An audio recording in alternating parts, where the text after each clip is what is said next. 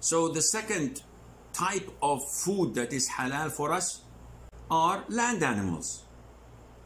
Now remember, the default is everything that lives on land is halal until proven otherwise. So among the things that are halal, and we will briefly talk about this because this is logical, and then we will speak about the haram food to consume. So cattle, livestock, these are halal by default, whether they're camels, cows, buffaloes, sheep, goats, you name it. It carries the same principle. It is halal to consume, providing, watch out, that it is slaughtered and that it is mentioned the name of Allah when doing so. And the person slaughtering must be either a Muslim, Jew, or Christian. Now we're talking about domestic animals. These conditions apply if we are hunting a game, with the exception that the slaughtering can be dropped if we kill the game by shooting it with bullets, with an arrow, with something that penetrates it. But this is a different issue. So Allah says in the Quran, He creates cattle which give you warmth and other benefits, and from them you obtain food. And Allah says, lawful for you are the animals of grazing livestock, except for that which is recited to you. So we can eat that without any problem. We can sacrifice that without any problem. Number two, horse meat. And a lot of the Muslims don't know this because we're not used to eating horse meat. Horses are so expensive and rare to find that rarely you will find someone slaughtering the horse and eating horse meat. But in principle, it is halal. Jabir ibn Abdullah, may Allah be pleased with him and with his father, said, on the day of the battle of Khaybar, the Prophet ﷺ prohibited eating the flesh of donkeys and permitted horse meat. So domestic donkeys are prohibited, but horse meat is halal. I think Asma bint Abi Bakr, may Allah be pleased with her and with her father, also narrated the hadith stating that they've slaughtered a horse and ate its meat. Thirdly, something that is quite awkward to the vast majority of Muslims and to non-Muslims as well, which is the desert lizard. In Arabic we call it a dab. And it is a big lizard that lives only in the desert, and it has a very fat, meaty tail. So this is something that the Arabs used to consume and eat. Ibn Abbas reported, may Allah be pleased with him and with his father, that a desert lizard was eaten at the presence of the Prophet ﷺ, and the Prophet, when the food was served, was about to eat from it. It was meat. So the wives of the Prophet ﷺ acknowledged that he did not know. So they said to the companions, tell him what he's about to eat, because he does not like it. So when they told him it was desert lizard, he refrained from eating it. So the companions said and asked, is it haram? And the Prophet said, no, but it is a type of food that my people are not acquainted with, they're not familiar with, which means that even if the food is halal, and you don't desire it, you're not used to it, there's no problem at all from refraining from eating it. Such as what? Such as the locust. The locust is permissible to eat. Abdullah ibn Abi Awfa, may Allah be pleased with him, said, we joined the Prophet ﷺ on 6 or 7 military expeditions, and we ate locusts with him.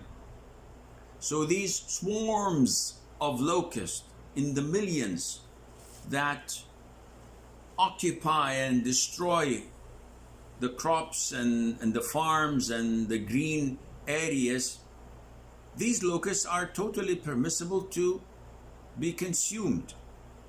Of course, they are not slaughtered because they're not animals, and to many people they enjoy eating it. I personally have not tried it and would definitely not go for it, simply because I'm not used to it. Not that it is haram, a'udhu billah. It was done by the companions, may Allah be pleased with them, and approved by the Prophet ﷺ. So definitely there's nothing wrong in it, but it's a cultural thing.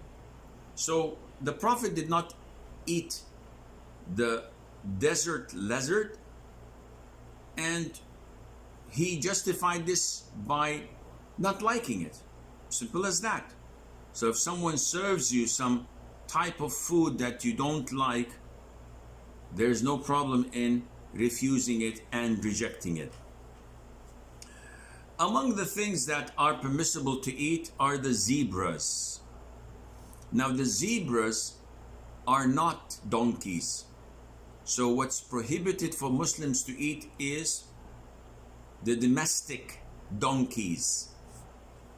And of course, mules are also prohibited to eat because they are an example of the rule I've mentioned earlier. Whenever there are two conflicting rules, one permits and one prohibits, we give weight to the one that prohibits. So as they say, I don't know, they say that a mule is a result of a domestic donkey mating with a horse, and this what results from that.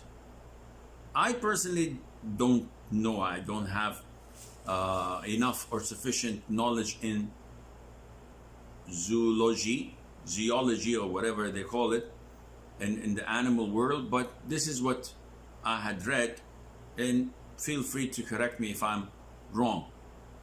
Even I remember some folks say that mules don't have offspring, but I still don't know how authentic this is. So mules, because of the mixed parents of it, and one of them is a domestic donkey, it becomes also haram to consume, and Allah Azza wa Jal knows best. While zebras, being wild donkeys, are halal to consume. And of course, you cannot catch them, you usually hunt them. But if you were to catch one and you would like to eat it, it has to be slaughtered properly. Among the things that are halal, rabbits, and all what carries the same ruling. Among these small animals that eat grass, so if you hunt it or if you catch it and slaughter it, it is permissible to be eaten. Anas, may Allah be pleased with him, took a rabbit, and Abu Talha, may Allah be pleased with him, slaughtered it and sent the legs to the Prophet ﷺ, who accepted it. So the Prophet ate rabbits as well. Now this is a controversial issue, which is the hyena. Jabir reports, I asked the Prophet ﷺ about the hyena, and he said it is game, meaning that you can hunt and eat. if it is hunted by a person when he's in the state of, okay, the haram thing, we spoke about that before. So this was hunted at the time of the Prophet ﷺ. It was consumed by the companions, may Allah be pleased with them, at the present of the Prophet ﷺ. Why is it controversial? Because usually we think of hyena as being an animal similar to canines, similar to lions, that are predators, that eat prey, and they have teeth, so they eat meat. But the hadith exempted it and considered it to be a game, and therefore it is permissible to eat and to consume. Poultry includes all types of birds that are not birds that hunt and attack prey. So, and we will come to the forbidden types of animals to eat, inshallah, later on, that hawks, eagles, and the likes are haram to consume. But when we talk about ducks, when we talk about geese, when we talk about penguins, when we talk about any ostriches, any type of bird, generally speaking, pigeons, chicken, they're all halal to consume by default. And this might be irrelevant, but it is relevant, and we spoke about this in the beginning when we talked about purity, that the feces, the droppings of such birds, such animals that we are permitted to eat, and their urine is pure, which means that if you're walking and a pigeon poops on you, the poop is pure. You can pray without needing to change. Of course, it's not hygienic. People would be disgusted by it, but the principle is, can I pray? And if I do, is my prayer valid or not? Yes, it is valid without a problem. And the locusts, and we spoke about that before.